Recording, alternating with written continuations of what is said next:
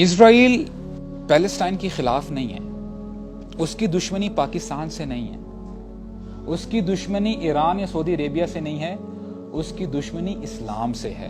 وہ چاہتے ہیں کہ ان لوگوں سے کسی نہ کسی طریقے سے امید کو ختم کر دیا جائے، ان کو نا امید بنا دیا جائے، ان کی ہوپ کو بریک کر دیا جائے۔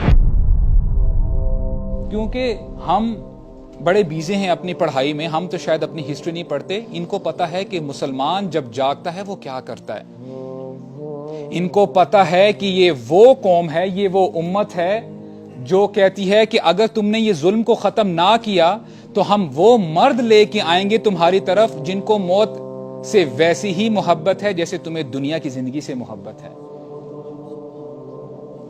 ہم شاید بھول گئے ہیں لیکن یہ لوگ نہیں بھولے۔ ان کو پتا ہے کہ مسلمان جب جاگتا ہے وہ کیا کر سکتا ہے۔ ان کو پتا ہے کہ اگر یہ جاگ گئے، ان کو وہ واقعہ یاد ہے غزوہ احد پر کہ ایک صحابی تھے، غزوہ بدر میں تو وہ پارٹیسپیٹ نہیں کر سکے، کہتے ہیں یا رسول اللہ I really miss fighting against the pagans۔ میں اللہ کی راہ میں شہید ہونا چاہتا ہوں، میں لڑائی کرنا چاہتا ہوں، میں اپنی قربانی پیش کرنا چاہتا ہوں۔ یا رسول اللہ اگر مجھے ایک موقع مل جائے تو آپ دیکھیے گا کہ میں کیا کرتا ہوں۔ اللہ تعالیٰ نے موقع دے دیا، غزوہ احد آ گئی اور یہ ابھی کھجور کھا رہے تھے۔ سعد بن معاذ ان کے ساتھ ہیں، کہتے ہیں سعد تمہیں پتہ ہے مجھے احد کی طرف سے جنت کی خوشبو آ رہی ہے۔ انہوں نے کھجوروں کو ویسے ہی وہاں پہ چھوڑا اور وہاں پہ گئے اور اپنی جان کا نذرانہ پیش کر دیا۔ اسلام کبھی بھی کمزور نہیں تھا، اسلام واز نیور ویک۔ لا الہ الا اللہ محمد رسول اللہ کبھی بھی کمزور نہیں ہو سکتا۔ اس سے پاورفل سٹیٹمنٹ نہ تھی، نہ ہے، نہ ہوگی۔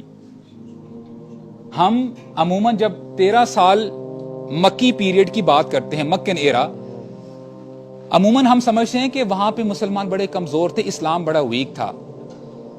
اور آپ اگر ہسٹری جانتے ہیں اور اگر آپ نے سیرت پڑھی ہے، آپ کو پتا ہے کہ Muslims they did not have mainstream media، ان کے پاس کوئی آرمی نہیں تھی، اور کتنا پروپیگنڈا کیا جا رہا تھا کہ رسول اللہ صلی اللہ علیہ وسلم کو کیا کچھ نہیں کہا گیا، یہ ساحر ہے، یہ کذاب ہے، یہ مجنون ہے۔ جیسے آج مسلمانوں کو کیا کہا جاتا ہے، these people are extremists، یہ فنڈامنٹلسٹ ہیں، ان کی باتوں میں نہ آنا۔ لیکن ہوا کیا، بلکہ ابو لہب جو کہ اپنا رشتہ دار ہے وہ پیچھے پیچھے جاتا تھا۔ رسول اللہ صلی اللہ علیہ وسلم دین کی دعوت دے رہے ہیں اور ان کا چاچا پیچھے کہتے ہیں کہ اس شخص کی بات نہ سننا، یہ بندہ جھوٹ بول رہا ہے۔ چونکہ مین اسٹریم میڈیا ان کے ہاتھ میں تھا، انہوں نے جو ناچنے والیاں تھیں، جو ڈانسرز تھی، ان کی بھی ارینجمنٹ کی۔ رسول اللہ صلی اللہ علیہ وسلم ایک جگہ کھڑے ہو کے جب دین کی دعوت دے رہے ہیں، یہاں سے انہوں نے ڈانسرز کو بلایا کہ تاکہ لوگوں کو ڈائیورٹ کیا جائے۔ تو یہ ڈائیورژن کوئی نئی بات نہیں ہے، مسلمانوں کو سلانے کے لیے کوئی ابھی سے اسٹریٹجیز نہیں بنائی جا رہی۔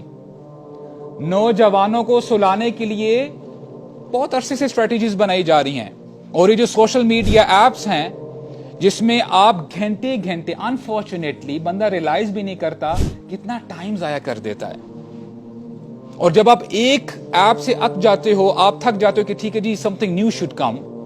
if Facebook was not sufficient, was not enough، تو پھر وہ انسٹاگرام آپ کے سامنے رکھ دیتے ہیں۔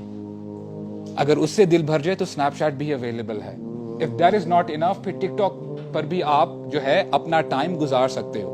And I'm telling you for the very fact، یہ لوگ یہاں تک نہیں رکیں گے، یہ آپ کو سلانے کے لیے اور بہت کچھ کریں گے، کیونکہ ان کو پتا ہے کہ لا الہ الا اللہ کی کیا طاقت ہے۔